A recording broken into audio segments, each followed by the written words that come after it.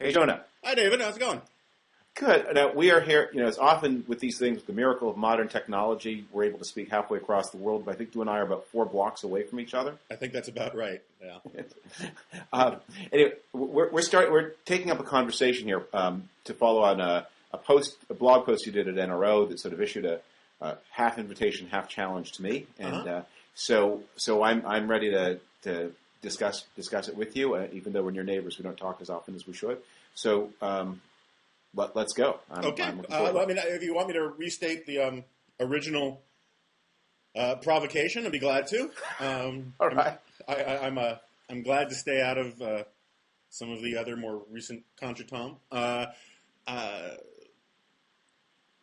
Basically, while I disagree with a lot of either the stylistic or the policy positions that you sort of either have embraced or seem to have embraced, I don't really have a problem with conservatives or people generally, but since we're talking about conservatism generally, let's just talk about conservatives.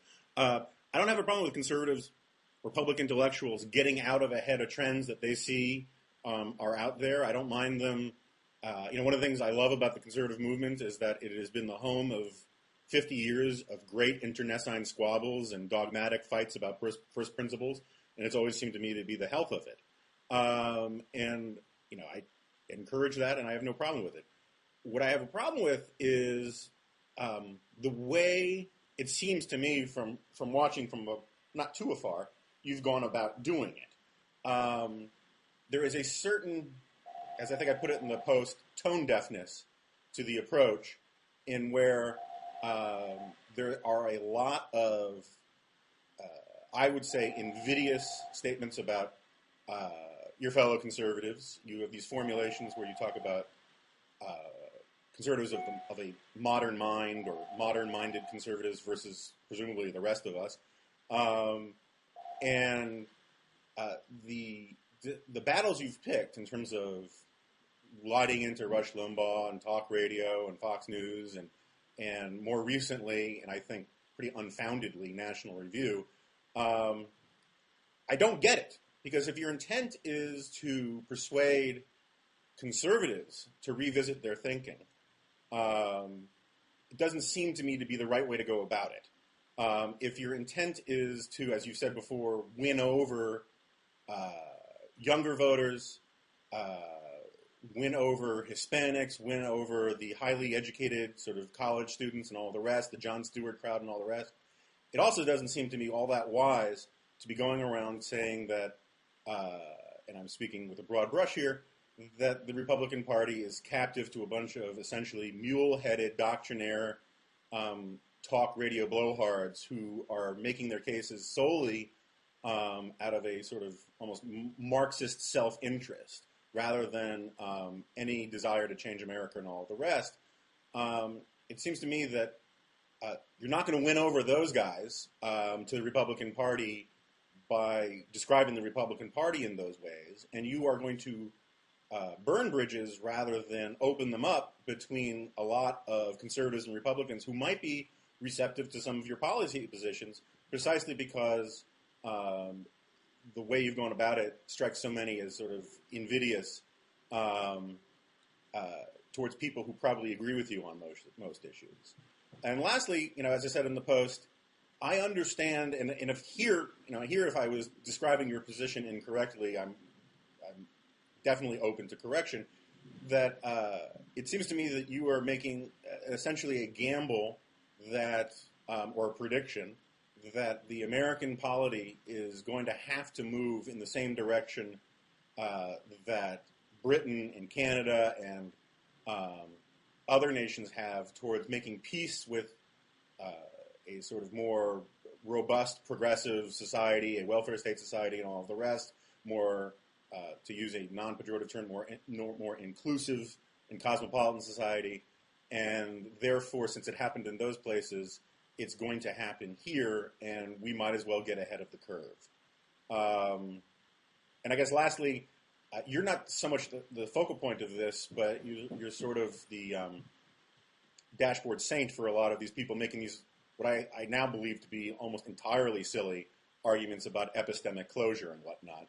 and the idea that the conservative movement is bereft of intellectuals doing serious intellectual work. And I don't think that that is the sort of argument that either helps your cause, helps the country, or helps conservatism when you lend aid and comfort to it. I think that sort of covers the bases. May come up with some others, but I think that's a good place to start. Okay, that's a good statement, I think. I think you very cogently summed up the way probably a lot of people on the right think. One thing you said that I was surprised and heartened by was to hear that there are a lot of people who agree with my policy positions. That's good news. Who may or may not. You know, I mean, Okay. I think on a lot of conservative positions, you're actually probably still pretty conservative. You've downplayed some of them, and on some I now have question marks about, but I don't think that you're that far from what I can tell, you know, with the exception of some specifics. On the bulk of them, you know, it's sort of the old Reaganite proposition that if you agree with me on 7 out of 10 things, you're a conservative, and my guess is that you agree with maybe not how they sell the ideas, but in sort of basic conservative principles and propositions, you're, you know, in the 7 out of 10 range, I would bet. Maybe I'm wrong. Maybe you tell me. Probably higher, but let me think about a good way into this, and it maybe start with sort of a personal statement of how I find myself where I am. I had the experience of serving the Bush administration, not in a very important capacity, obviously, but I had a good view. And I came out of that and had to brood very hard about what had happened and what had seen. Most of my work was, of course, in the domestic policy area, and that was, to put it mildly, not an area of dramatic success. And I think there are a lot of things about that experience that troubled me, but one of the most important was at the top of the cycle of economic expansion from 2001 to 2007, the average American family was worse off than they were slightly worse off, adjusting for inflation, than they were at the top of the previous expansion. And that seemed to me to be a warning that Republicans couldn't win the 2008 election, and that was even before Lehman Brothers. If the Republicans lost, that would put at risk the entire Bush foreign policy, the strong national defense, which is a big part of my conservative thinking, and the failure of the domestic policy of the Bush years had huge consequences for America's role in the world, which is something that is a very high priority of mine. And I began to think about that very hard. Why had things gone so wrong? And I came up with some answers. But in half a dozen years of talking about this with conservatives going around the country, what I was struck by was, although I'm heartened by what you say, that it didn't seem to be a true description of the way conservatives were thinking. That wherever you went, you discovered people dug into positions like tax cuts always increase revenues to the government, dug into positions like the American healthcare system is a tremendous success, the best system in the world, that there is that the United States does not have a long-run fiscal problem, that this policy solutions that were drafted in the 1970s, that those not only defined policy answers, that those were fundamental questions of principle, that tax cuts were a principle, school vouchers were a principle, and that these things, and that when you questioned these policy answers, that you were actually questioning important conservative principles. And I became very worried, unlike you, about the inventory of conservative governance. How are we going to be able to govern successfully ever again in the future? And it seems to me that when you lean on that you discover, contrary to what you said, that the House of Conservatism is not really so solid. And that seemed to me to be something that was worth talking about. Now, when you start to talk about that, what you discover is that the network of talk radio stations and Fox News and other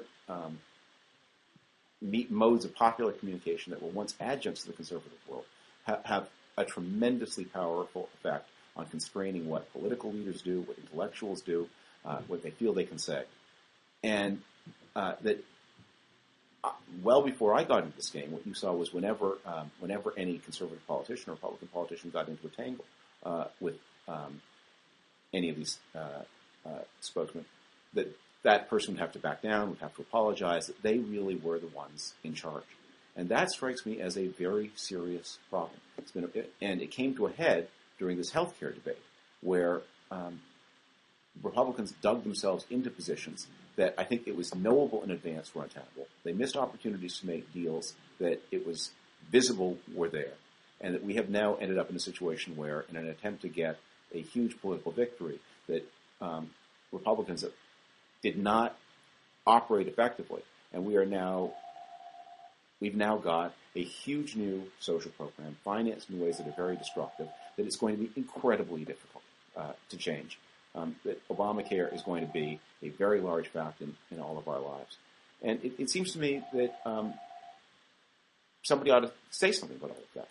And I'm sorry that if conservatives don't find it persuasive the way I said it, but I've tried saying it in a lot of different ways over a lot of different years, and it wasn't persuasive then either. Maybe that's my fault. Well, I mean, there's a lot the claim that conservatives need some new ideas, I don't think is necessarily wrong. My problem with it is that with the way you've come across in presenting it, is that somehow the conservative infrastructure of think tanks and magazines and the intellectual firmament of conservatism has ceased to be at work at that, and I don't find it. I mean, I simply don't find it persuasive. Okay. I mean, so supposing President Mitt Romney or President Tim Pawlenty takes office in January of 2015, they're going to confront a series of problems having to do with the bad finances of the United States, have the deteriorating human capital of the United States, environmental problems. What will they do? What will they do? What would, for example, let's look at the healthcare part. What would a President Romney or President Pawlenty do about that? And what would they be allowed to do? All through the healthcare debate, that we kept hearing, there were, I think, 4 or 5 Republican talking points about solutions, and they were to sell insurance across state lines. They were to deal with lawsuits. I forget what the others were, but they were that kind of thing. I mean, I think there were not more than 4, and it just, I mean, to everyone who cared about the subject, they just seemed, not bad ideas, not wrong ideas exactly, but unresponsive, inadequate, and ideas that were generated more for the sake of having something to say than a coherent response. And the test of that was, of course, that there had been this huge era of Republican dominance, culminating in a Republican president, Senate, and House all at the same time in 2001 to 2007. And nothing was done in those years about any of these problems. Now, that strikes me as an indication of an inventory that is quite bare. Well, look, I mean, we're sort of coming into the movie halfway here. I mean, for starters, I was not a fan of the Bush domestic agenda from the beginning. I mean, from the first time I heard the phrase compassionate conservatism I didn't like it. Now, there were a lot of people, some of my colleagues, who may not have liked the phrasing, but they thought something like that was necessary for some of the reasons that you're getting at. But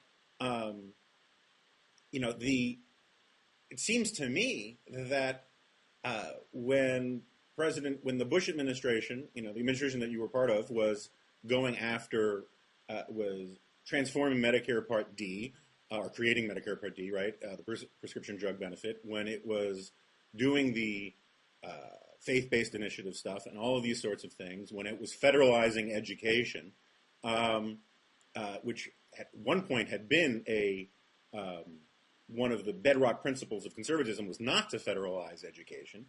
It seems to me that much of the Republican Party and much of the conservative movement followed right along. I mean, National Review had problems with a lot of it, and I think that the criticisms of National Review that said it was too much of a cheerleader of President Bush, they get, there's some merit to those claims, but at the same time, National Review was also criticizing the formation of DHS. It had a real problem with the prescription drug benefit. It had a real problem with the faith-based initiative stuff.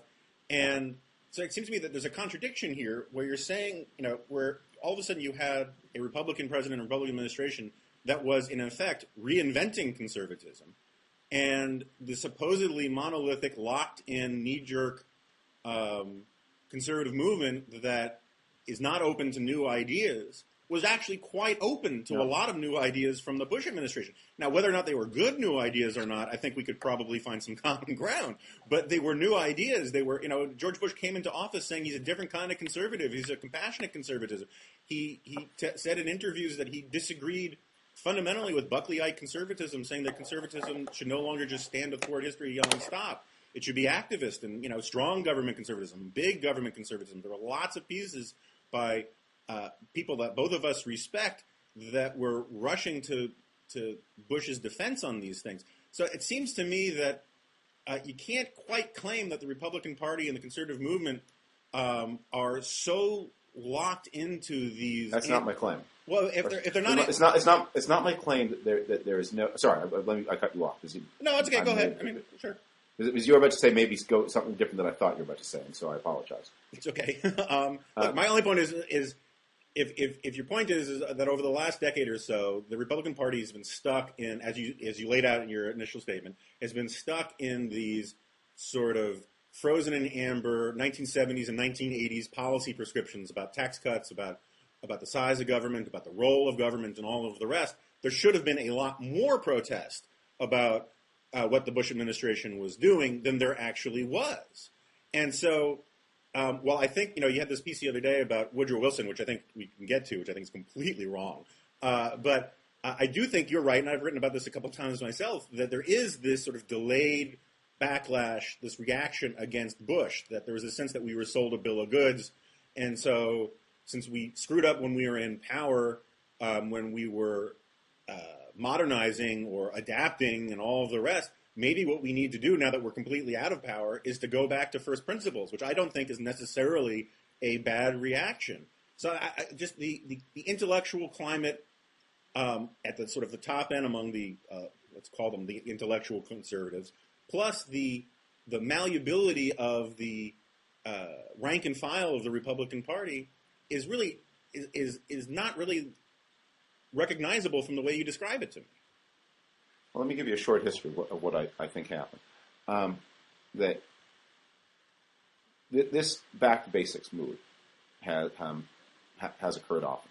Mm-hmm. We had it in 1964 when conservatives were fed up with the compromises of the Eisenhower years. We saw it again in the late 1970s. We saw it again in 1994. And it always disappoints. It always, because the fact is that not only is the country accepting of a welfare state that consumes between a fifth and a quarter of actually more, that's the federal portion. The whole thing costs about a third of national income on its way to 40%. But so are the Republican voters, as we saw in the town halls last summer, where the Republican Party committed itself to an unflinching defense of Medicare as it is, in fact suggested that any attempt to reduce the generosity of Medicare was tantamount to murdering grandma. The party keeps bumping up against that reality. And so these back to basic moments lead to sort of sobering up moments. And we had that between that's the story of how George Bush became the Republican nominee and how he became president. That in 1998, Republicans had a disastrous election. They'd had a bad election in 1996.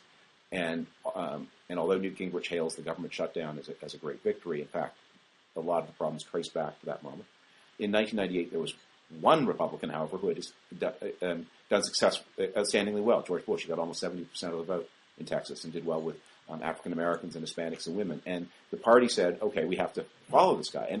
And where I think the President Bush was right was he had the right diagnosis of what had happened in the late 1990s. And that what the Republicans had tried to do in 1994, 95, 96 had not worked and wasn't going to work.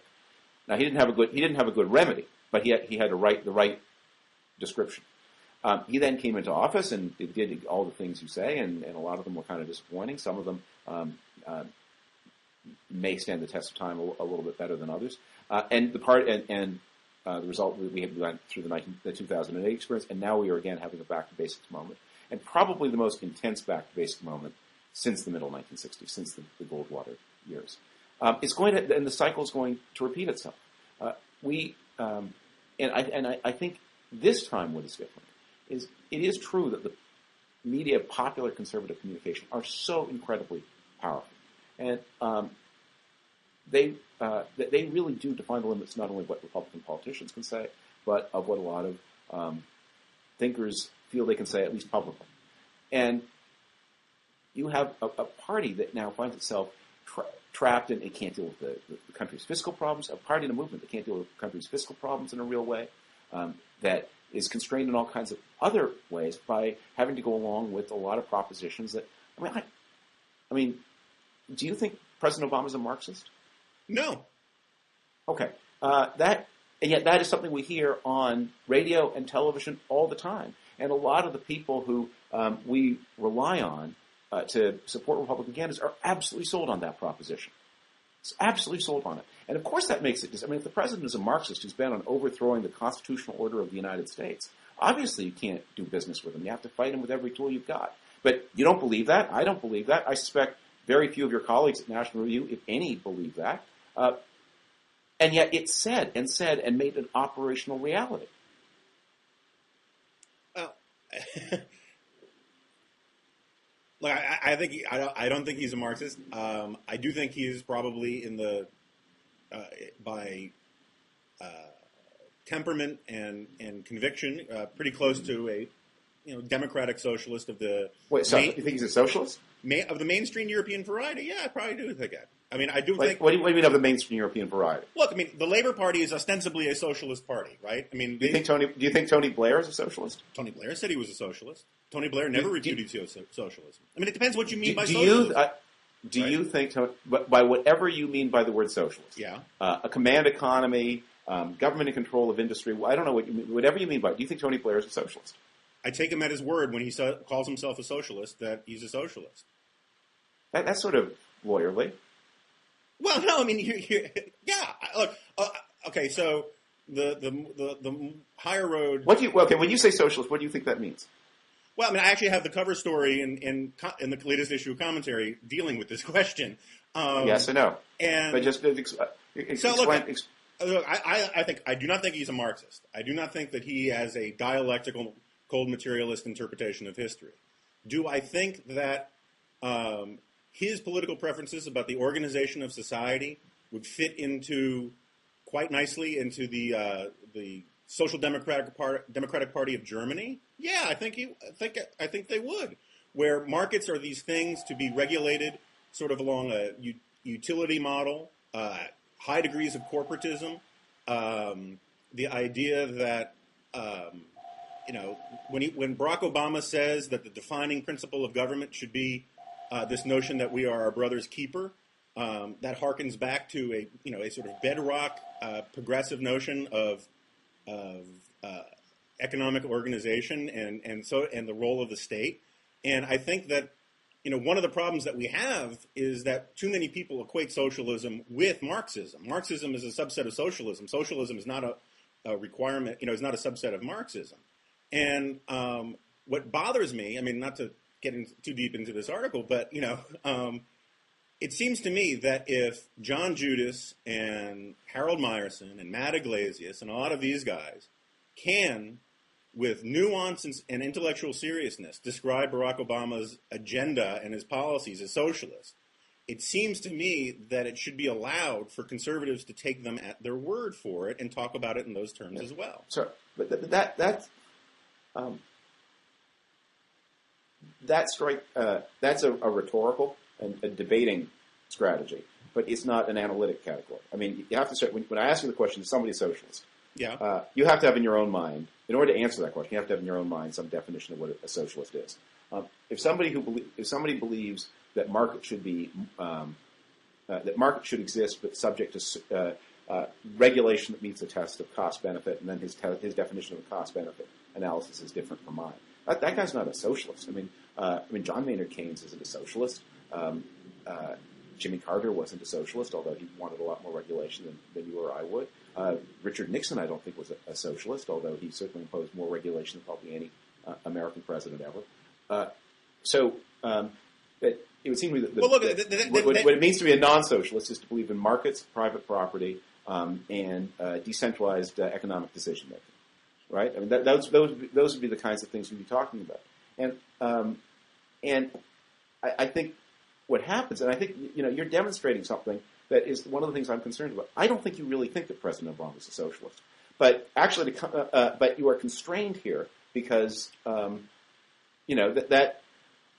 Right, because to say, well, I think he's spending too much money, and I think he's taking on too much debt, and I think some of his specific ideas are overburdensome on private industry. That's just not exciting enough anymore. No, look, I'm trying to deflate the radioactive. I'm trying to siphon off the poisonous and radioactive level of the word socialist. Was Richard Nixon a socialist? He certainly. He was sort of a corporatist, look, I think there were socialistic elements of certainly wages and price controls and whatnot. Was Richard Nixon more or less socialistic than Barack Obama? I would have to say less. A president who imposed 2 wage and price freezes. Hey, look, I'm not burning with desire to defend Richard Nixon. But my point is. I'm not burning with desire to criticism. I just want to get a sense of I think we're demonstrating something that is important to this discussion will happen, which is, I think it's possible to oppose Barack Obama, and I voted against him. I will vote against him again. I would have, if I'd been a member of Congress, I would have voted against the healthcare plan. I expect I would probably, depending on how exactly it shapes up, vote against the financial reform plan. Certainly would have voted against his budgets. I would have voted against the stimulus. I would have voted for TARP. But I don't think he's a socialist. That's fine. I think it's important. But I'll tell you, if you place a call to any conservative talk radio show and say the president's not a socialist, they'll hang up on you, right? I don't know about that. Look, it seems to me, there's part of this larger debate that a lot of people have been having for a very long time. Paul Krugman is part of it. Charles Murray is part of it. Jim Manzi is part of it. You've been part of it. I've been part of it. Mark Stein has been part of it. There are lots of people who have been talking about how liberal and progressive intellectual elites, of whom I think Barack Obama is sort of the ne plus ultra, right? I mean, he's comes straight out of that milieu. Have a desire to sort of Europeanize the American social policy to make us more like Europe. I don't think that is a radical or dangerous or irresponsible observation to make. I think it is well within the mainstream of political discourse. So we look at what Europe is today, and if Europeans, I mean, you may say it's lawyerly or a rhetorical debating point, but I take it kind of seriously. If mainstream European politicians are perfectly happy in describing themselves as socialists, as Tony Blair does, as Gordon Brown does, it seems to me that since that is the European model is the one that we are sort of talking about, it is fine to use those terms. What is the problem is that in the American context, you have this Cold War holdover, where when people hear socialist, they flip the safeties on their rifles and they think Marxist, they think Stalinist, and all those things. And I don't think he is any of those things. But if we're going to have words that we can use, I have no problem. John Judas wants to call it liberal socialism. That works for me too. I don't really care. You're saying the president's a socialist, but that's not a bad thing. It's not an evil thing. It's a bad thing. I mean, it's a bad thing in the same way that you think it's a bad thing. I think Barack Obama's agenda is a bad thing in the sense that it is wrong. I don't think it is evil. I don't think it is antithetical to democracy. I don't think it is leading to rounding people up and putting them in camps or anything like that. Do you think that the American constitutional order is in jeopardy right now? No. Well, let me put it this way. I don't like. I think the threats to the American constitutional order that have been proceeding apace in many ways for quite a long time, that predate Barack Obama and predate George Bush, and have to do with the post-New Deal constitutional order. Those problems that I do not like are accelerating and getting worse under Barack Obama. But do I think that we have a crisis of the republic, or in the first things sense, a crisis of the regime? No, I don't. And yet, a lot of people, you'll acknowledge that a lot of people in the conservative talk complex say so. Yeah, no, I think they do say so, and I don't think. And they have an enormous audience.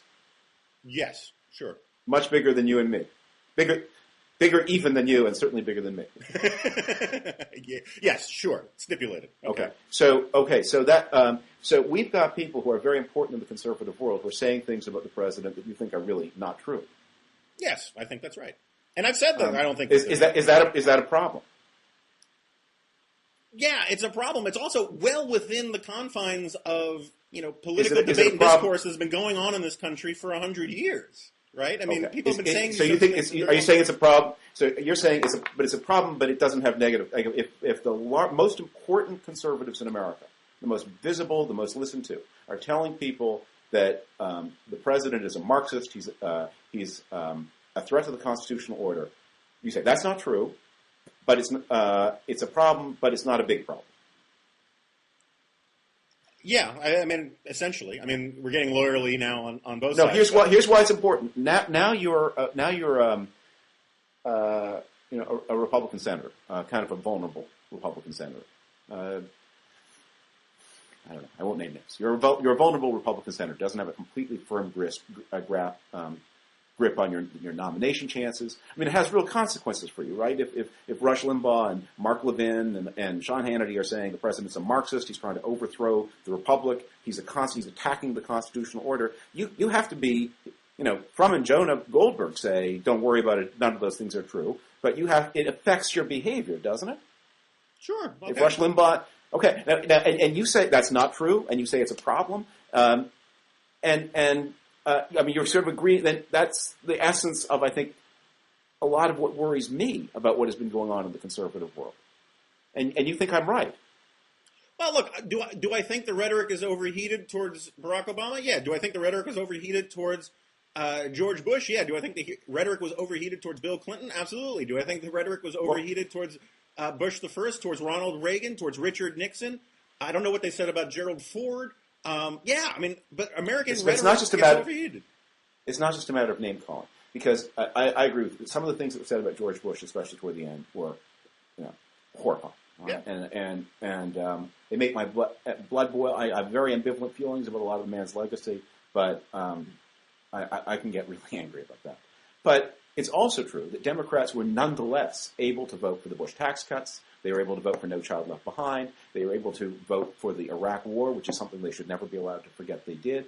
They were able to vote for all of his defense budgets. That George Bush was able to hold together a working coalition in the House and Senate, despite the awful things that some novelists and university professors said. But that's not true on our side. Our people can look at a program like TARP that many of them voted for when George Bush proposed it, that I think a lot of people in the Senate and the House would quietly say, maybe not in the House, but certainly in the Senate, would say was necessary, may have saved the world from the Great Depression. And yet they're constrained, they're trapped. They can't do what they think is right because they are trapped by a rhetoric that's not, maybe it isn't any more overheated than usual, although I think it's sort of more noisy, but is more constraining and effective and powerful.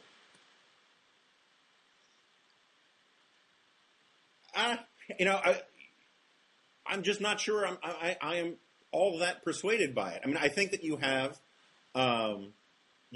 a Republican caucus that came in, and I talked to a lot of guys on the Hill back then, right, who were terrified that they were going to get. I shouldn't say terrified in the sense of the actual legislators, but the handlers and the political consultants were terrified that Barack Obama was actually going to be the moderate centrist that he campaigned on and give the Republicans something like a half a loaf on the stimulus bill, right? I mean, I think that the original sin of the Obama administration in many ways was the stimulus bill.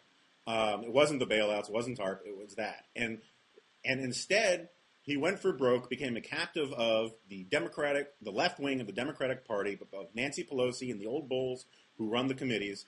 And I think Jay Koss makes a very good point that one of the things that drives the Democratic Party these days is the fact that, contrary to the 1960s, the Democratic committee chairs are actually far to the left of the average of the Democratic caucus, let alone the average American. And they got their wish list in that stimulus bill, and it unified the Republican Party into a party of no because they felt that Barack Obama wasn't the guy that they were going to be able to deal with. And the idea that somehow it's talk, I just don't buy that it's talk radio's fault that the Republicans responded the way they did to Barack Obama's agenda. I mean, I'm sure it's true at the margins. I'm sure you can find examples of it. But the idea that the Fox News talk machine created all of this, I don't think is true. And it gets back to the point I was making before when you say that, you can't have it both ways, that the Republican Party is locked into these fundamental bedrock sort of programming from the 70s and 80s about conservative social policy and all the rest. And at the same time, the Bush administration, which had to deal with Fox News and all the rest too, didn't feel itself constrained by that same monolithic block, except in the cases of immigration reform and Harriet Miers, and that's about it, right? I mean, if Fox News and this talk machine were so locked into this doctrinaire conservatism, Bush would have had to have caved to it too, because he needed Fox News and conservatives a hell of a lot more than Barack Obama did. Yeah. Well, George Bush always had a strong sense of himself as being more powerful than any of those people, and he was probably right about that. But no Republican senator feels himself to be more powerful than those people, and they're probably right about that too. To take on a sitting Republican president, that's one thing. To take on a sitting Republican senator, very different. I think you make an interesting point, and probably true about the impact of the stimulus. The stimulus was a shocking business. You produced this blackboard demonstration of the need for some kind of Keynesian fiscal action because monetary policy has exceeded itself, and people say, okay, you may be right about that, and they say, good, now we're going to take out of the drawer every lousy program that every Democratic ward healer has imagined since 1968, and we're going to do that. And, well, wait a moment, I thought we were doing something for the good of the national economy, and now you're pulling out all of these pet projects that are not going to end when the recession ends. Right, and most of that funding doesn't even kick in until the administration was predicting 3.5% growth. Right, so it was timed. It was timed to kick in for the 9 months before November 2010. I think that was their deadline. I think yes, if I were, you can see why if you're a Republican member of the House and Senate, you'd be pretty shocked by that, and it would disillusion you a little bit. That said, then the president opens up this healthcare discussion, and the United States, if you're a Republican and you think about these things, we didn't used to be such defenders of the system back when it was costing 14% of GDP. Now it's costing 17%. Now the government is spending 51 cents out of every healthcare dollar in the country. The system is more and more dysfunctional. It's threatening the defense budget. It's threatening the prospects for future tax cuts. And the president comes up with proposals.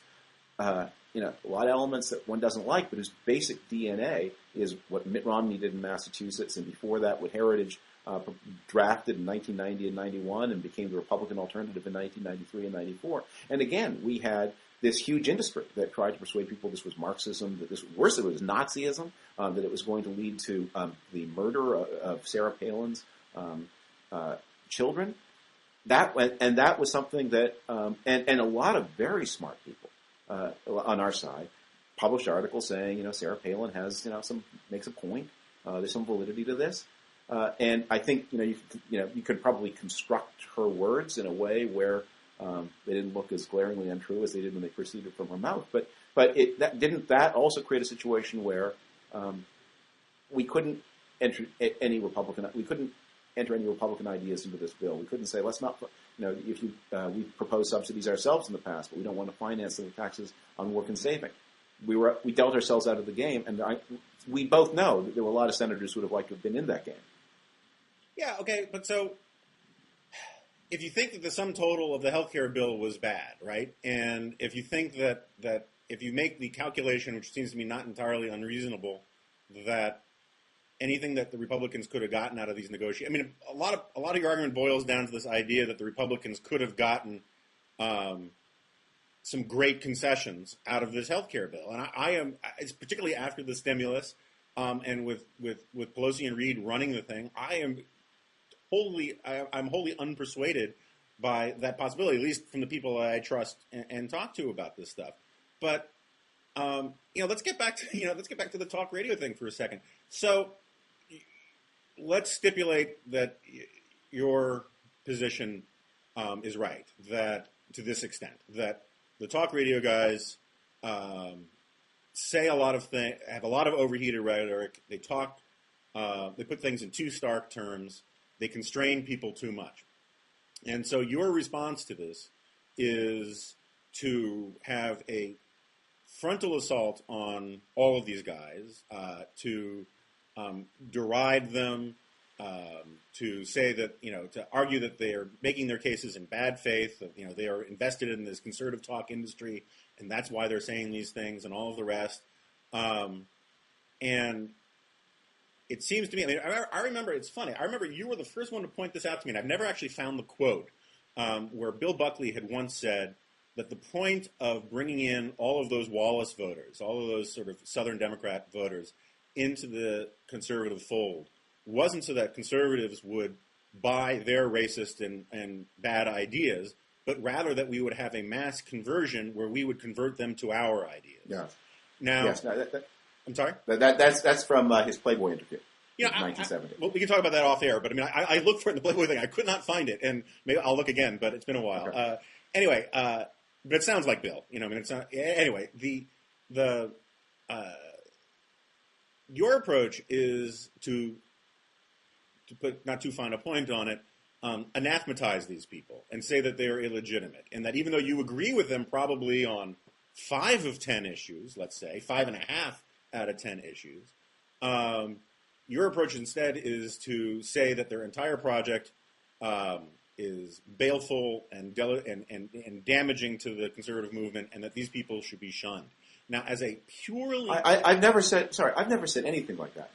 It'd be absurd for me to anathematize Rush Limbaugh. That'd be ridiculous, right? That would be like he's the most powerful conservative in America. So, and I'm not such a fool that I don't know that. What I said in my Newsweek article was not, and I certainly didn't say he should be shunned. What I pointed out in that Newsweek article was that he was doing real harm. And that was not to tell him what to do. It was to try to create a base for a bigger kind of conservatism. Back when we all came in, Rush Limbaugh's been on the air since, 1986. He was a part of the whole. But he was not what he is today. And partly because other conservative institutions have gotten weaker. I don't know that he's necessarily stronger, but other institutions are weaker. But I didn't anathematize him. I didn't call him people to shun him. I said, here is the harm he is doing.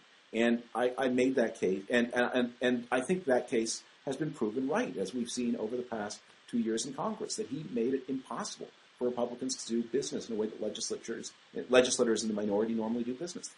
And you don't disagree with me about that. No, I'm not sure I don't disagree with you about that. As I said, I don't think that he or the larger conservative industrial complex is responsible for Republicans in the House and the Senate becoming the party of no. And it seems to me, I have no huge problem with them being the party of no for the foreseeable future. At some point, you have to change strategies and become the party of something else.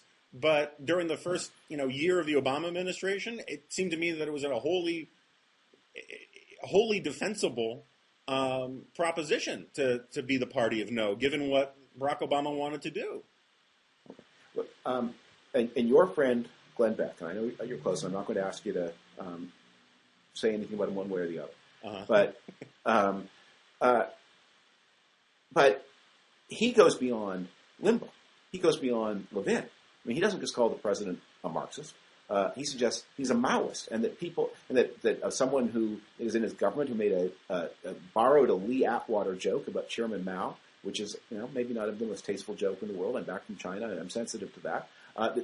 That means that the administration is overrun by actual literal Maoists who want to put Americans into blue suits, and that he shares ideas with the Nazis, and he is engaged in this massive attack on the constitutional order of the United States, and 2 million people a day watch that and absorb, and I presume are influenced by it. I'll concede to you, Jonah. I worry about this all the time. That I may not be having a pot that conservatives are not going to respond well to the way I'm putting it. I worry all the time, and like everybody, I have a temper, and sometimes in the heat of debate, lose it. But of all the problems in the conservative world right now, the fact that I sometimes talk about Glenn Beck's statements, overstatements, hysterical overstatements, in a way that is harsher than people who like Glenn Beck might like, as compared to those statements themselves and their impact on our politics. That seems to be, problem number 97. Well, I mean, just as a point of personal privilege, I think that your point about comparing, of overplaying the Maoist thing, I mean, and your concern about China, comparisons to the Chinese, it probably wasn't your best moment the other day when you compared National Review, saying that National Review reminded you of the China you just returned from, particularly when you were making the case that no one at National Review got Jim Manzi's back on this stupid corner fight, when in fact I had defended Jim Manzi. Regardless, on the larger point of Glenn Beck. Well, yes and no. And I think that Jim was, that Jim was entitled to feel. I mean, he has a lot of. I mean, the Manzi thing. This is maybe very inside baseball. But I think. I mean, I haven't spoken to him about this. I mean, you and he are probably much closer than he and I are. But it was a pretty harsh moment. And a colleague, I think he's still a member of the board of trustees of National Review, right? And he got this kind of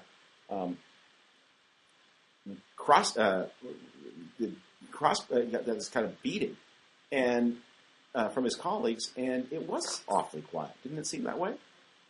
Well, your post went up, and this is really inside baseball. Your post went up saying that nobody in the corner came to Manzi's defense 3 hours after I had come to the guy's defense. And I think part of the problem is Jim has got a real tone deaf thing about some of these things as well, is that he used this silly epistemic closure argument and a post by Ross Douthat as this opportunity to beat up on another colleague. I mean, as much as Mark Levin has no right to complain about people going for the jugular, let's say, Jim comes out of the blue to attack a year-and-a-half-old book for its discussion. Has anybody at the corner ever criticized Mark Levin for the way he talks about people? I don't know. I mean, it's entirely possible. I don't have it at my finger. Okay, I don't have it at my fingertips either. But if Jim Manzi's tone is so objectionable that he's to be wailed on in that way, and Mark Levin is also a colleague, and he also has a tone, I would be interested to know whether when Levin on-site and off-site speaks in the way that he does, and he is a very vituperative voice, whether there's anyone at National Review who has ever said anything remotely like what was said about Jim Manzi. That would be curious. Yeah, I'd be curious too. I mean, but look, my point is that Jim starts this broadside. No one is shocked when Mark Levin comes back barrels blazing, and I think that Catherine and Andy McCarthy's responses were too knee-jerk in defense of their friend, and but I thought Manzi's decision to do what he did was ill-considered as well. And then we got on this because your discussion of National Review, says, oh, it reminds you of China, which is, what you're indicting Glenn Beck for doing. And I just say, I was just a point of personal privilege on this. I would also say that, all right, you know what? Let me stop you there, and let me apologize for that. Okay, fine. I was making a joke. You're right. It was in bad taste. I shouldn't have done it. Look, and I want to grovel a little bit more because National Review is a very important part of my life, and I really treasure a lot of the people there. So if that gave offense, I apologize. It was inappropriate. I shouldn't have said. That's appreciated. My only point is that if you're going to make a huge deal about tone and language, you should adhere to your own strictures about it. You're right. For myself, I am much more of a, let things fly. I mean, I'm much less than I was in the old days. I've become much more temperate and diplomatic and polite in a lot of these arguments than I would have been 10 years ago. But I still think, in terms of the American political discourse, the rhetoric that we have out there, and this reminds me, rather than getting into all that, this reminds me of a point that I wanted to make about a more general point, which is that, a lot of what you're pointing at, I think what you're doing is you are looking at the symptoms rather than the underlying problem. And the underlying problem is that this country is radically polarized, right? It is still a 50-50 country, essentially. No, it's not. No, it's really not. That actually, and this is, I realize that we're almost out of time and we've neglected this. I don't think that's right. I think that we are moving to a point where the ideals I believe in, that you believe in, are supported by a dwindling and aging population, and that we're not seeking. We're not talking to the country as it is and as it's going to be. Okay, well, rather than, we can get into a wonky argument about how polarized it is, whether it's 50-50, but instead, in the time remaining, let's get to, back to the original point that I was making, which is the way you're going about trying to make your points, right? And the way you're trying to go about persuading people to all this kind of stuff. I assume you're still opposed to gay marriage, right? I'm making my peace with it. I think it's the future. I think it's going to happen. I think we have to have confidence in our fellow citizens that they're going to make a success out of it, and that we're going to have to address, and that you and I on the conservative side are going to have to address the things that we're most concerned about, which is the instability of the American family and what it means for the life chances of children who grow up without two biological parents. We're going to have to address that problem in some other way. Okay, so you're actually coming around to essentially the position I had 7 years ago. That's fine. Maybe so. You may have been a little ahead of my time. And so I was reading something you wrote explaining your position, where you said that, when you were growing up in the conservative movement, it seemed that the conservatives were the ones who were speaking to the common sense of the American people against the meddling and the scheming of an out-of-touch elite. I'm paraphrasing, but I think that's sort of it. And it seems to me like one of your great issues is fighting obesity, right? And well, I wouldn't call it a great issue, but it's important because I think it goes to the whole question of healthcare outcomes and healthcare costs. Okay, so I don't dispute that at all. I think it is an important public health issue and all of the rest. And it comes up quite a bit from what I can tell at the Frum Forum. At the same time, that sort of nanny statism, right? I don't think, forgive me if that sounds like too much rhetoric, but there is a nanny statism out there, right? That sort of nanny statism does run very elitist, right? Most Americans, when you start telling them, you can tell them they have to pay more taxes or they have to get health insurance, but when you tell them they can't have a Big Mac, or that, as they're doing in California right now, that they're banning Happy Meals, that sounds like toys with Happy Meals. Right. Okay. Which, if you talk to my daughter, would be banning Happy Meals. But so you are talking about a government that is trying to get deeply involved in the common man's life in a way that I think a lot of Americans do not like, and it seems to me that in many ways, the way you're coming across here is, I'm all in favor. If you want to be deeply involved in the weeds of social and economic and health policy and all of the rest, and you think you have the best practices and you think the government should adopt them and all of the rest, that's fine. But that mindset, in many ways, will come across to the common person as exactly the same sort of elites meddling in people's lives. Yeah. Well, I mean, you and I are inescapably members of an elite by the very fact that we do what we do, and that means we have privileges, we have responsibilities. And I think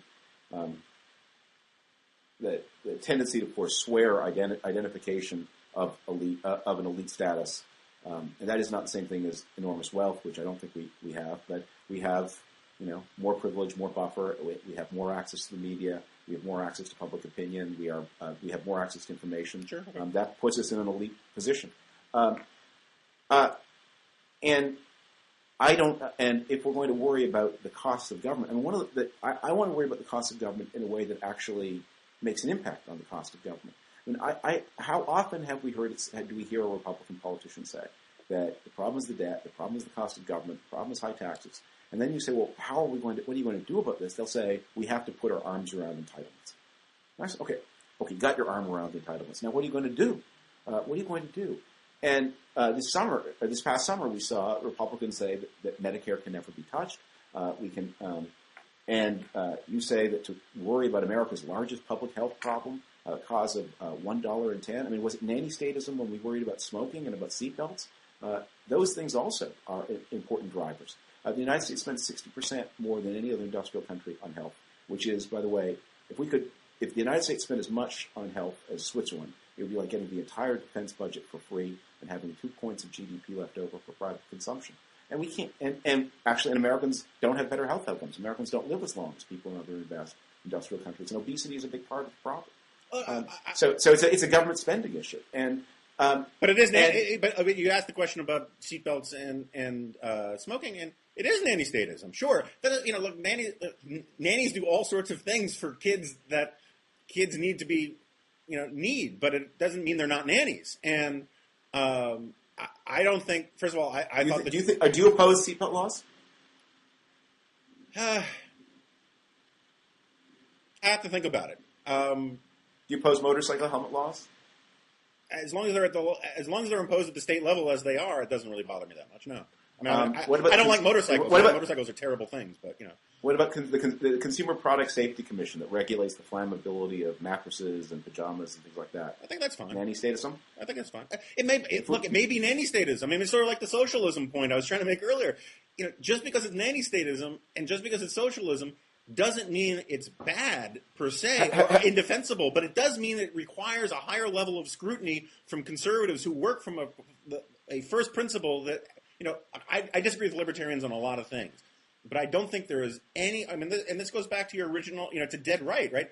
I disagree with libertarians on all sorts of things, but I don't think any room of policymakers should be bereft of at least one or two libertarians who are willing to ask the question, why should government do anything at all?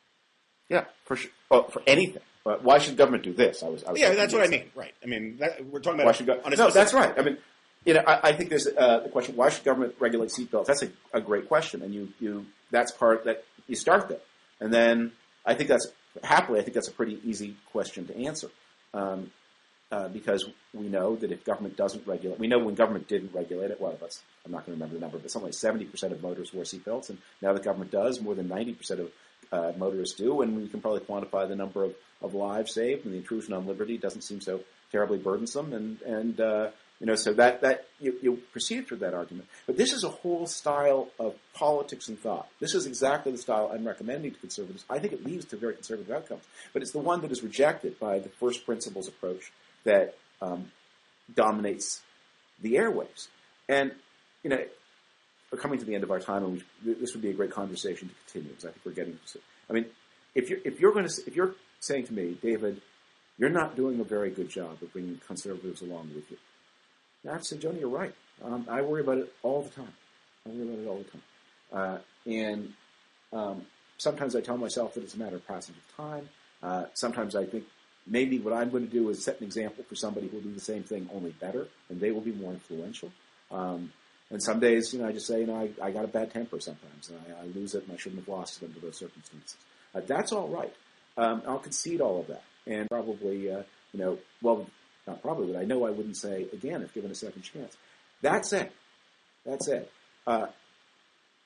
you've agreed with me through this that the dominant tone in the conservative world, which is not set by me, is untrue, is constraining, has real-world consequences, and yet that seems to be not something that very many people other than me are willing to speak up against. So do it. Why don't you take my job and do it better? Well, look, one thing, you keep using this phrasing of that I've conceded that all these things are untrue. Some of the things are absolutely untrue, and I've said them before. But a lot of the things fall under the rubric of exaggerations and hyperbole, right? And you can, and it's an important point that people forget about exaggerations is that you can only exaggerate the truth. You can't exaggerate. Do you worry, Joe, when you say that the president's a socialist, or in the socialist tradition, or participates in the socialist tradition, but that's okay. Do you worry that what you're doing is decontaminating socialism, and that you're becoming the David Cameron of socialism and making it legitimate again? I mean, don't you think it was an important conservative achievement to sort of say, here's what socialism is, and it's out, and nobody should be one. And if you are one, that's a really bad thing. And then you say, well, actually, if you're in favor of a little bit of excessive federal spending and kind of Obama-style, sloppy stimulus, that's socialism. Don't you think? I don't know if that was there was a Gallup poll that came out at the beginning of the Obama administration about how young people were more comfortable with the term socialism. Mm-hmm. I don't know if that was a blip or a real poll.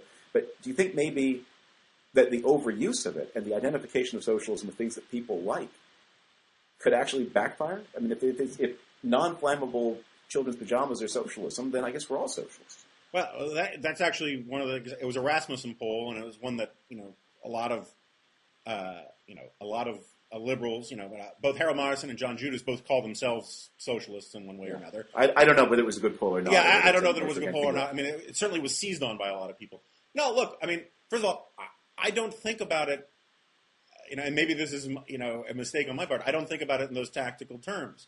What, and some of this comes out of my book, is I think that, there is since we're going to talk tactically, there is a real disadvantage that conservatives have, which is that, we are constantly being accused of, you hear this, talk about cycles.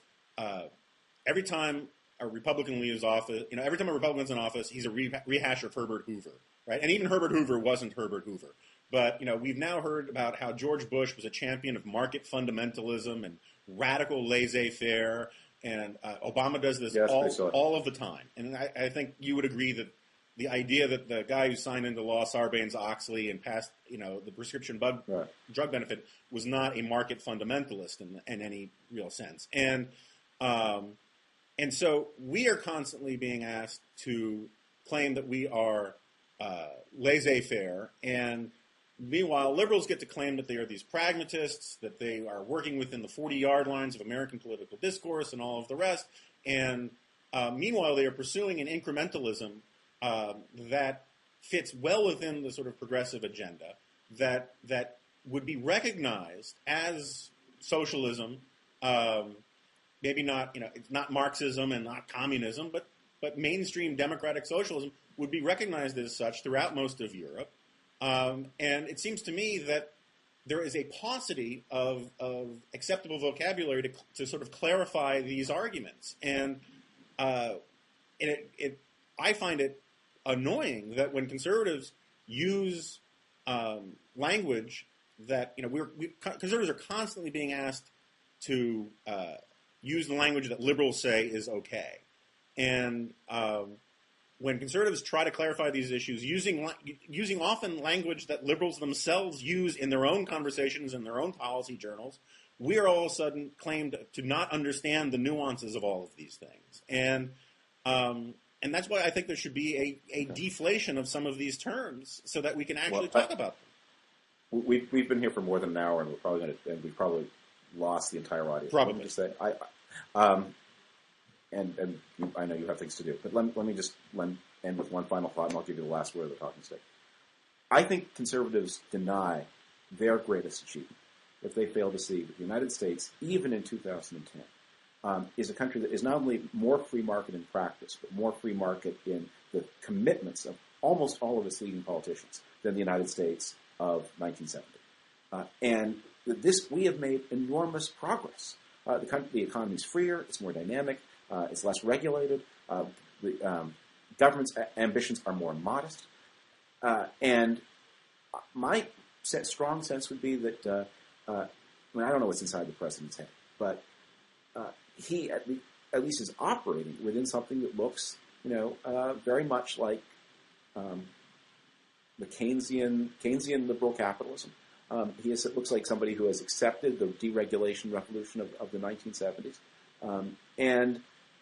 that we may have some arguments of the exact regulation of finance, but President Obama is not proposing, for example, to reimpose the federal regulation of the interest paid on checking accounts, which was the law of the land until 1975. Okay, well, it's an interesting argument, and it's a tough one to go into at 1 hour and 5 minutes in. But I would say that your faith in the ambitions of the Obama administration is greater than mine. I mean, the fact that we have now essentially nationalized student loans in this country, that we have decided that they were nationalized before. We're just changing who's handling them. We've always had government. The government issued the loans. It was just the banks processed them. We can argue about student loans if you want, but on issue after issue, the presumption is that the government's role in American life, according to Obama, should be expanded. That from putting strings attached to student loans, if you go into work for government, the idea that they floated, I don't know where it stands right now, that if you have a contract with the federal government, you have to be paid, you have to pay your workers more and all of the rest. This whole metastasizing problem with public sector unions. My complete lack of trust with Obama, the idea that he really wants to get out of the auto industry, the idea that we're going to basically we've turned the health insurance companies into utilities, and it looks like we're going to be they want to head that way with Wall Street. I agree with you that we have made enormous progress since the 1970s, back when the Republican Party was still essentially a liberal party too. But I am less confident that we have secured those victories than you are, and I am less confident in Barack Obama's desire to leave those victories untouched. I take him at his word when he sees himself as the sort of liberal Ronald Reagan. I don't think we've secured them. I think they're in danger, and that's why I think we need to be wise as well as strong. Okay, Jonah, it's a delight to talk. It's a delight to talk to you, and thank you. I know you've had a busy afternoon. Sure. And let's resume this at some future time. Sure, sounds good. Thanks, David. Bye bye.